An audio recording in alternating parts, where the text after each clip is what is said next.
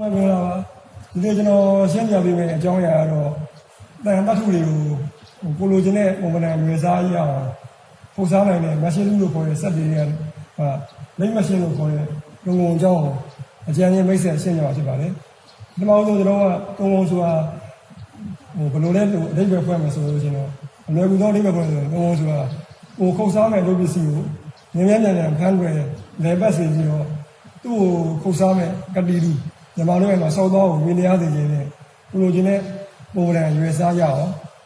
ပြုလုပ်လို့ရတဲ့စက်ကိုဘာလို့ခေါ်လဲတုံးလို့ခေါ်ပါတယ်။အဲဒါကျွန်တော်မှတ်ထားမှာတော့မှလုပ်လို့ဖို့အတွက်လေပတ်မှုရွေးစားမှုဆိုပြီးတော့နှစ်မျိုးရှိပါမယ်။ဘယ်ရလေပတ်နေလဲဆိုတော့ခုတ်စားမဲ့လုပ်ပစ္စည်းကလေပတ်နေပြီးတော့သူ့ကိုစားမဲ့စောက်သားရွေးနေရပြီးတော့လုပ်လို့မှာဖြစ်ပါတယ်။အဲစောက်သားရွေးနေရဆိုတာသူ့ရဲ့လားရတစ်ခုရှိလို့ရပါတယ်။အဲလားရတွေကတော့ညီမတို့ကတော့တရားလိုက်တော့ဘယ်ညာသွားလို့ရပြီးတော့နောက်တစ်ခုကကျတော့အရှိန်တော့သွားလို့ရဖြစ်ပါတယ်။ CNC လို့ပြောမှဆိုရင်တော့တရားလိုက်ရွေးရှားတာကိုဇက်ရည်စီကိုပေါ်ပြီးတော့ကန့်လန့်ပြအရှိန်တော့ရွေးနေရတော့ဘာလို့ခေါ်လဲဆိုကြတော့ HCC လို့ခေါ်ပါတယ်။ကျွန်တော်အခုဆက်ပြီးတော့ပြောမှာတော့တုံးလုံးမှာပေါ်နေတဲ့အဓိကအစိပ်ပိုင်းတွေကိုဆက်ပြီးတော့ပြောမှာဖြစ်ပါတယ်။တုံးမှာအဓိကအစိပ်ပိုင်းမျိုးရှိတယ်၄မျိုးရှိပါတယ်။အဲ့၄မျိုးကတော့စမှာပါတဲ့ဒီထိပ်ပိုင်းဖြစ်တဲ့ခေါင်းပိုင်းဖြစ်ပါတယ်။ဒီရှိလာမြင်တဲ့အချက်ကိုမလုပ်ခိုင်းတော့ hashtag အင်္ဂလိပ်လိုမြန်မာလိုတော့ဥကောင်းပိုင်းကိုခေါ်ပါတယ်။နောက်တစ်ခုကသူနဲ့ဆက်ကျင်မဲ့အရက်တုံးကိုယ်ရဲ့အဆုံးမှာရှိတဲ့နောက်ဆုံးကအပိုင်းကဘာလို့ခေါ်တော့ disk တော့မြန်မာလိုဆိုရင်တော့အမီပိုင်းကိုခေါ်ပါတယ်။ဒီ hashtag နဲ့ disk တော့ကြားထဲမှာရှိတဲ့အစိပ်အပိုင်းကျွန်တော်ဆက်လာပြောခဲ့စောက်သားရွေးရှားမယ်ဆိုတော့ဒီအစိပ်မှန်ပြောမှာဖြစ်ပါတယ်။ဒီဟာကြီးကိုတော့အင်္ဂလိပ်လိုဘယ်လိုခေါ်လဲဆိုတော့ carry လို့ခေါ်ပြီးတော့မြန်မာလိုတော့စောက်တယ်လို့ခေါ်ပါတယ်။အခုပြောနေတဲ့ carry တွေဒီ disk တော့တွေ hashtag တွေကိုထမ်းပြီးတော့တင်ထားပြီးတယ်သူ့ကမှတင်ထားပြီးအစိပ်ပိုင်းတစ်ခုလုံးကြပါလဲလို့ဘာလို့ပုံလဲဆိုတော့လုံငုံရဲ့ကိုယ်လေးပြည့်လေးပြီးတော့လိပ်ပတ်လို့ခေါ်မှာဖြစ်ပါတယ်။ဒါမှကျွန်တော်အဓိကအစိပ်ပိုင်းလေးမျိုး hash တော့ကတော့အဓိကအနေနဲ့ဘယ်လောက်ကိုလုပ်မယ်ဆိုတော့အလုပ်ပစ္စည်းကိုအကြမ်းချင်းမှတ်ထားမယ်လို့ကိုဖမ်းထားတယ်ကိုလိုလုပ်မဲ့ပစ္စည်းကို level စီလို့အတွက်ဖြစ်ပါတယ်။ဒီမဲ့ဆက်ပြန်မှာရက်မှာရှိတဲ့ taste ဆိုတော့ဘယ်လိုလုပ်ပြီးလုပ်မယ်ဆိုတော့ကျွန်တော်အလုပ်ပစ္စည်းရှည်လေးရနေရမှာကိုစားတဲ့ပစ္စည်းကိုမတော်မခေါအောင်ဦးပြီးတော့ထောက်ကူထဲမှာပေးထားဖြစ်ပါတယ်။အဲ့ဒါအပြင်သူ့မှာအခြားသောတူးရီကိုတက်ဆင်ပြီးတော့တုံးရဲ့အတွန်းဆိုင်လုပ်ငန်းတွေဖြစ်တဲ့အပေါက်ဖောက်တာတွေအပေါက်ချေတာတွေအပေါက်ချိုးတာတွေကို base ကိုအသုံးပြုရပြီးတော့ဆက်ပြီးတော့ပြုလို့ရပါတယ်။ဒီနှစ်ခုကြားမှာရှိတဲ့ကဲတွေကတော့ဘာလို့ဖို့လဲဆိုတော့ကိုဖမ်းတဲ့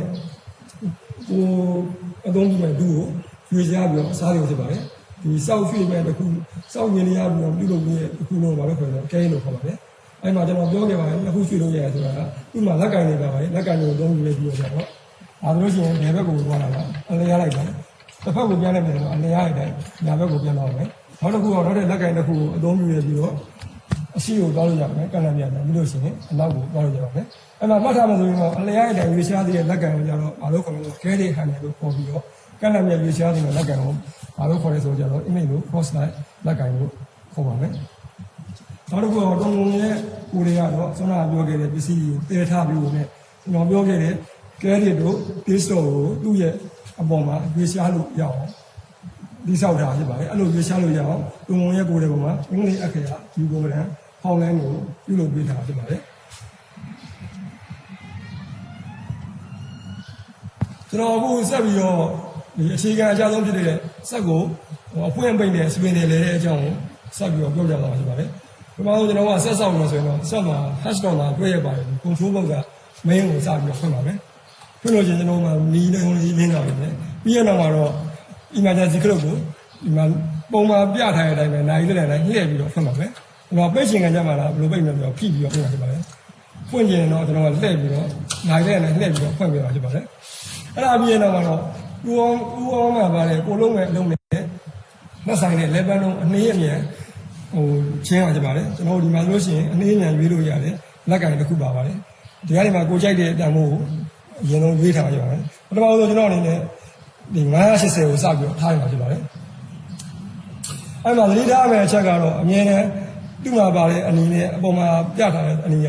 မြဲတမ်းဒတိုင်းနဲ့ကြာနေတာဖြစ်ပါမယ်ပြီးရတော့မှကျွန်တော်အခုရောက်နေတဲ့အနေထား980နဲ့100နဲ့10မိနစ်မှလဲမဲ့အပိတ်ရေးပါတယ်ဒီမှာ980မှာဆိုလို့ရှိရင်လည်းအပေါင်းဖြစ်ပြီးတော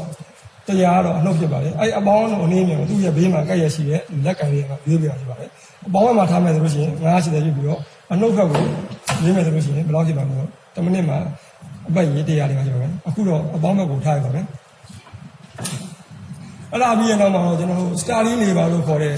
ဒီကဲတဲ့ဘက်ကပါတဲ့ဒီအနီရောင်အတန်လေးကိုအသုံးပြုပြီးတော့စပြီးတော့လဲရပါမယ်လဲခြင်းအပေါ်သုံးပါဦးအပေါ်ဆိုလဲလို့ရပါပြီအားကိုအောက်ကိုချပြီးတော့လေသူ့ရဲ့လားရကိုပြောင်းပြန်ပြန်ပြီးတော့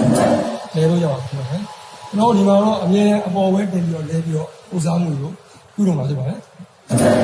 တော့ရက်ရှင်နေဆိုလို့ရှိရင်တော့သူ့ကိုနေဖျက်ဖို့သိချင်းလေကောင်ကလည်းထားခဲ့ပြီးတော့တော့ရဲ့ဆက်မှပါတယ်ဒီမှာ break ပါပဲ break ကိုအသုံးပြုလဲပြီးတော့ကြတော့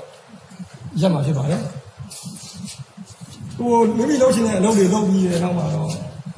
ဒီမှာပါဝင်တဲ့ဂီယာတွေလက်ကင်တွေအားလုံးကိုသူ့ရဲ့နေထွေနေထားနိုင်တယ်ပြန်ပြီးတော့ထားခဲ့မှာဖြစ်ပါတယ်နောက်လို့ရှိရင်အပေါင်းလို့ကိုလေကောင်မှာထားခဲ့တာပဲပြီးလို့ရှိရင် emergency ကိုအရင်ဆုံးဖိပြီးတော့ပြိတ်ပြီးတော့ main ကိုချပြီးတော့ဆက်အနားတွေမှာထွက်ခွာသွားဖြစ်ပါတယ်